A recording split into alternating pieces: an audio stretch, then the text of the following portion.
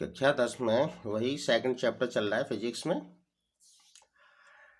ये है क्वेश्चन आता है पेपर में एग्जाम में, प्रकाश के पूर्ण आंतरिक परावर्तन का अर्थ समझाइए या समझाइए और क्रांतिक कोण तथा अपवर्तनांक के बीच संबंध का व्यंजक भी स्थापित कीजिए। या पूर्ण आंतरिक परावर्तन को उदाहरण से समझाइए, या क्रांतिक कोण से आप क्या समझते हैं। ठीक है, सारे प्रश्नों के आंसर एक ही में, ठीक है ना, एक ही जैसे। इसमें क्या है कि जब कोई प्रकाश किरण, देखिए, जब कोई प्रकाश की किरण कांच और वायु यानी कि सघन माध्यम से विरल माध्यम में जाती है तो वह अविलंब से दूर हटती है।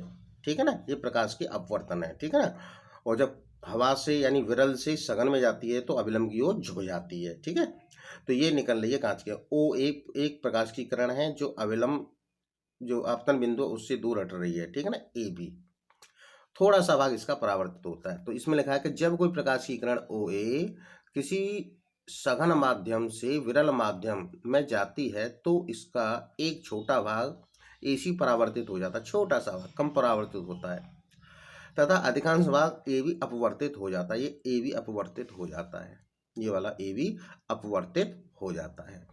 ठीक है,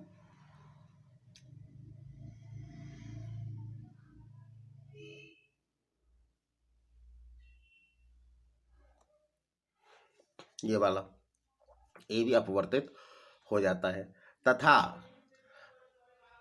हाँ, अपवर्तित किरण ए बी, ये वाली किरण जो ए बी अविलंब से दूर हटती है, इस दशा में अपवर्तन कोण आर आपतन कोण आई से बड़ा होता है। तो आई और आर, तो अपवर्तन कोण आर है वो आई से बड़ा होता है। ठीक है, अब यदि आपतन कोण का मान धीरे धीरे बढ़ाते जाएं, इस आपतन कोण का मान आई का मान धीरे धीरे बढ़ाते जाएं, इसको हम थोड़ा सा बढ़ाएं बी वाले चित्र में,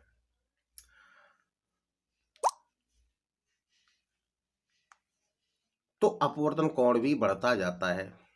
अपवर्तन कोण का मान भी बढ़ता जाता है। इस आई को बढ़ाते जाएंगे तो अपवर्तन कोण भी बढ़ता जाता है, तथा एक विशेष आपतन कोण के लिए अपवर्तन कोण कितना हो जाता है, 90 अंश हो जाता है, 90 अंश हो जाता है।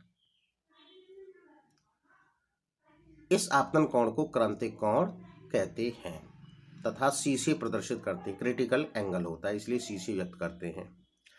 तो क्रांतिक कोण की परिभाषा देंगे, क्रांतिक कोण सी सघन माध्यम में बना वह आपतन कोण है जिसके लिए विरल माध्यम में अपवर्तन कोण 90 अंश होता है। सघन माध्यम में आपतन कोण सी वह है जो विरल माध्यम में अपवर्तन कोण 90 अंश होता है, यानी कि ये प्रकाश इधर परावर्तित हो रहा है और ये अपवर्तित हो रही है, ये किरण यहाँ से यहाँ ना जाके वो ए बी यहाँ पे इधर जा रही है। ठीक है ना, ये आई ऐसे होगी, तो जो 90 अंश का होता है अपवर्तन कोण वही क्या होता है, क्रांतिक कोण कहलाता है। अब यदि आपतन कोण को और बढ़ाते जाएं, अर्थात आपतन कोण का मान क्रांतिक कोण से थोड़ा सा अधिक कर दें तो प्रकाश विरल माध्यम में बिल्कुल नहीं जाता, बल्कि संपूर्ण प्रकाश परावर्तित होकर सघन माध्यम में ही लौट आता है। बिल्कुल नहीं जा रहा, सघन माध्यम में लौट रहा है पूरा पूरा, जैसे आया और लौट गया। इसका और बढ़ाया, क्रांतिक कोण से थोड़ा सा अधिक करने पर संपूर्ण प्रकाश उसी माध्यम में वापस लौट रहा है, इसको कहते हैं पूर्ण आंतरिक परावर्तन, लौट आता है। इस घटना को प्रकाश का पूर्ण आंतरिक परावर्तन कहते हैं, जैसे चित्र सी में। ठीक है ना, ये आई है, प्रकाश की किरण आई और पूरी तरह से परावर्तित हो गई, यानी विरल माध्यम में बिल्कुल नहीं गया प्रकाश। ठीक है, क्योंकि इससे प्रकाश का अपवर्तन बिल्कुल नहीं होता, संपूर्ण आपतित प्रकाश परावर्तित हो जाता है। तो किसी पृष्ठ के जिस भाग से पूर्ण आंतरिक परावर्तन होता है वह भाग बहुत चमकने लगता है। इस प्रकार पूर्ण आंतरिक परावर्तन केवल तब ही संभव है जबकि निम्नलिखित दो शर्तें पूरी हों। तो पूर्ण आंतरिक परावर्तन की दो शर्तें हैं। पहली तो यह है कि प्रकाश सघन माध्यम से विरल माध्यम में जा रहा हो, मीन्स कांच से वायु में जा रहा हो। दूसरा, आपतन कोण क्रांतिक कोण से बड़ा हो, आपतन कोण का मान क्रांतिक कोण से बड़ा हो, क्रांतिक कोण यानी सी, यानी 90 अंश से थोड़ा बड़ा हो। ठीक है, इसके लिए अब इनका संबंध, अपवर्तनांक तथा क्रांतिक कोण में संबंध, ये भी पूछ लेते हैं। तो यदि विरल माध्यम को 1 से और सघन माध्यम को 2 से प्रदर्शित करें तो स्नेल के नियम से, अर्थात अपवर्तन के दूसरे नियम से सघन माध्यम के सापेक्ष विरल माध्यम का अपवर्तनांक, सघन माध्यम के सापेक्ष विरल माध्यम का 2n1, सघन माने 2 बराबर sine i upon sine r. जब आपतन कोण आई बराबर होता है क्रांतिक कोण सी के, जब तो होता है, तब अपवर्तन कोण आर बराबर 90 अंश। तो 2n1 बराबर साइन सी बटे साइन 90 अंश।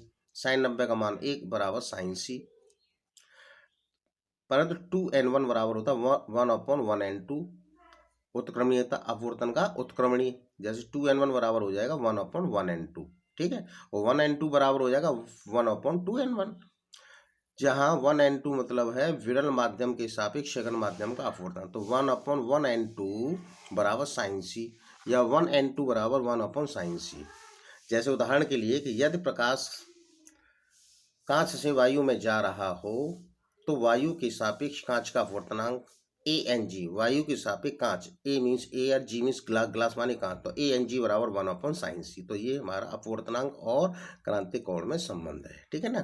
n बराबर 1/sin सी आता है, ठीक है। अब कुछ उदाहरण है अपवर्तन के आधार पर, ठीक है ना। अपवर्तन के कुछ उदाहरण है पूर्णांतिक परावर्तन पर। जैसे हीरा क्यों चमकता है, हीरा वो चमकता है कि नहीं, तो ये कभी पूछ लेते हैं।